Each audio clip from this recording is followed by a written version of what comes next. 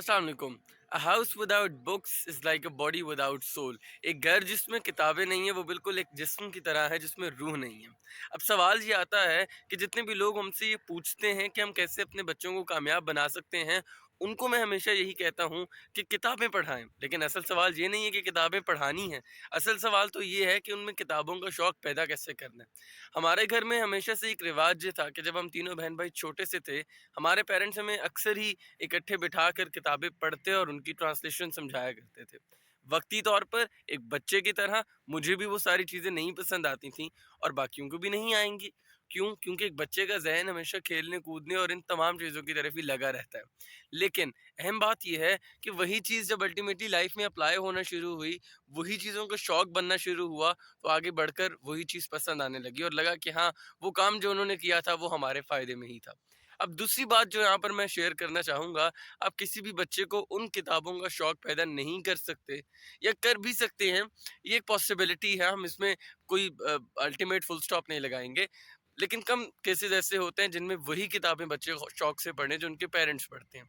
अक्सर औकात वो खुद पढ़ पढ़ कर अपनी मर्जी की किताब या अपनी मर्जी का जो एक कलेक्शन है उसको रीड करना पसंद करते हैं, जो कि एक इंसानी फितरत भी है। लेकिन अगर आप चाहते हैं कि वो उन्हीं किताबों की तरफ आएँ या अपनी चूज़ करें, उस दोनों केसेस के अंदर आप में उनमें किताबों का शौक भरना है।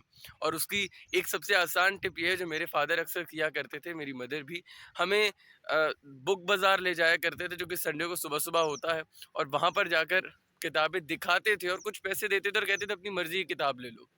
और फिर वो हमें जैसे बड़े-बड़े बुक फेयर्स होते थे, उनमें लेकर जाते थे। अक्सर वहाँ पर लेकर जाने का फ़ायदा ही ये होता था कि हमारा इंटरेस्ट जो किताबों में था, वो बढ़ जाता था। यही इंटरेस्ट आपने अपने बच्चों में डेवलप करना है और याद रखें, वो घर जिसमें किताबें ना हों, बिल्कुल एक बेरूह जिस्म की तरह है। तो अपने घर को, अपने आप को रूह दें, किताबें पढ़ें और आगे बढ़ते जाएँ। रूमी ने कहा था कि खुद से खुद तक के सफ़र पर निकलो और ऐसा सफ़र फिर तुम्हारे लिए इस दुनिया को सोने की कान में तब्दील कर देगा।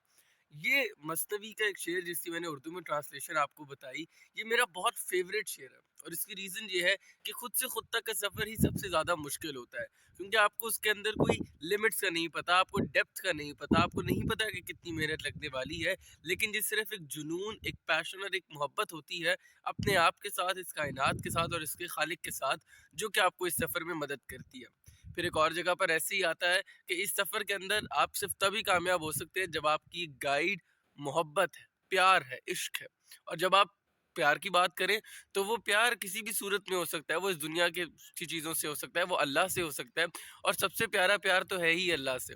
तो वो फरमाते हैं कि जब आपकी गाइड, आपको रास्ता दिखाने वाला प्यार है, तो फिर अल्टीमेटली आप उस सफ़र में कामयाब हो ही जाएंगे। देखें, मसनवी और इन तमाम सूफ़ी शायरों का मकसद जो था वो यही था कि हमें अल्लाह से कनेक्ट किया जाए। मैंने एक मूवी देखी और उसका डायलॉग मुझे बहुत पसंद आया।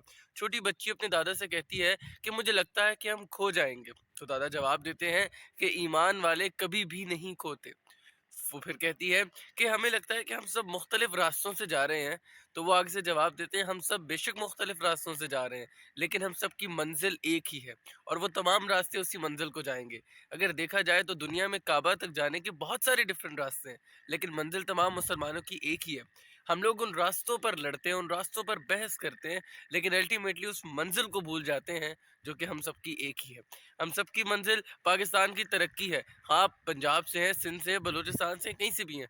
हम सबका गर्ज ये है कि पाकिस्तान तरक्की करे। हम सबके वेज़ डिफरेंट हो सकते हैं। मेरा तरीका और हो सकता है, आपका तरीका और हो सकता है, 100 लोगों के तरीके और हो सकते हैं। लेकिन हम सबकी चाहत एक ही है। अगर हम उस चाहत पर फ़ोकस करें और उन तरीकों को इग्नोर करें, तो मेरे ख़्याल में हम अपने मुल्क के लिए भी कामयाब साबित हो सकते हैं।